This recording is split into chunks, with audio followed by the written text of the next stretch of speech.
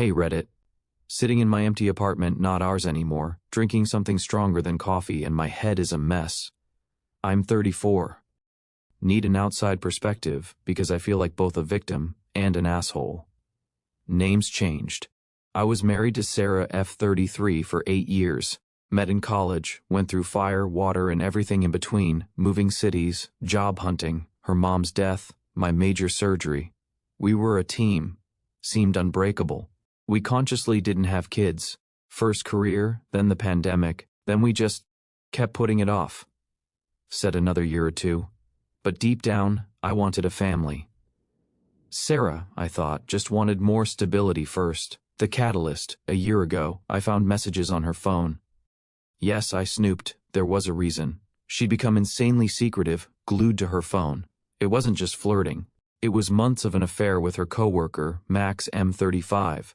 Explicit photos, declarations of love, plans for meetups, including during our vacation time when I thought she was at a conference. The worst blow, her message to a friend, things with Mark, that's me, are just comfortable, like an old slipper. But with Max, it's fire. I don't know what to do, but I can't live without that rush anymore. I was destroyed. Comfortable old slipper. 8 years.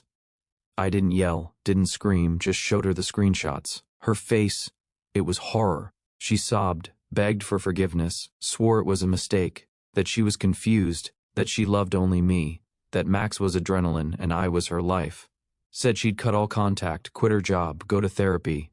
Believe her? Give a second chance for 8 years of history? Or leave, because the betrayal and those old slipper words cut my soul like a knife? I chose to leave.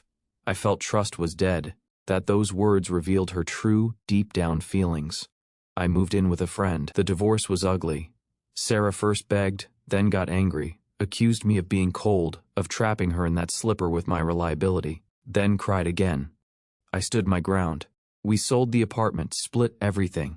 I rented my own shoebox, tried to drown myself in work, felt hollow. Meeting Anna F30, I met Anna about 4 months after I moved out. The divorce wasn't final yet, but asset division was underway. She started at our company as the new marketing hire. Nothing romantic, just colleagues, but we clicked instantly. Both loved weird movies, hated office parties, and were hiking nuts. She was calm, self-assured, no games. We started talking more, first as friends, then feelings developed. I told her everything. About Sarah, the affair, the pain, the divorce. She didn't run. Said, "You went through hell. Let's just be careful and honest with each other." It was like fresh air after suffocating. We started dating, seriously.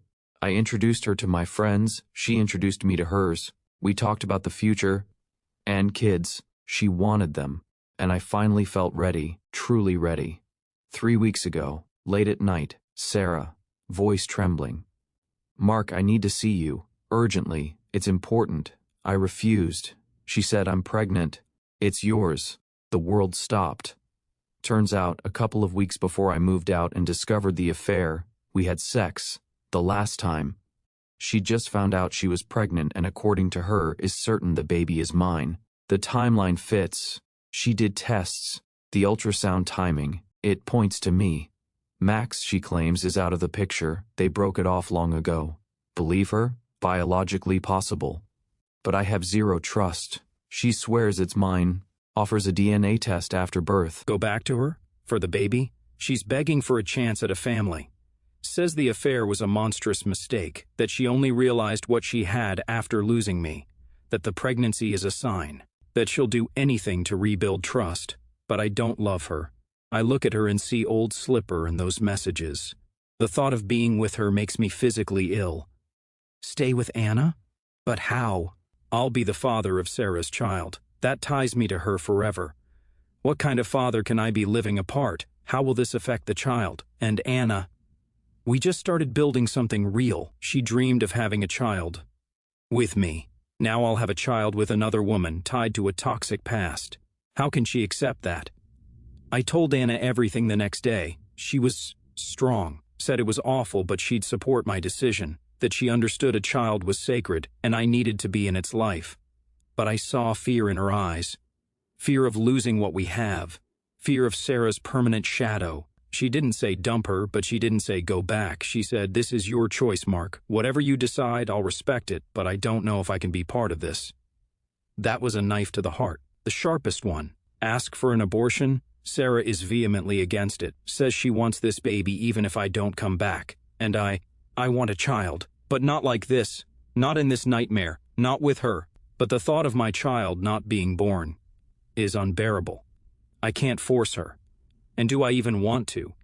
But the thought of this option eats at me like a betrayal of myself and a potential life. Where I am now, I rented an apartment for Sarah closer by. She was crashing with a friend. I'm providing financial support, going to doctor's appointments with her, trying to be civil. But every time I see her, it's a mix of pity, rage, disgust, and an overwhelming sense of duty to this unborn child. Anna is holding on. We see each other, we talk. But there's a chasm between us now. She tries, but I see her pain, her fear. I'm being torn apart, physically, morally,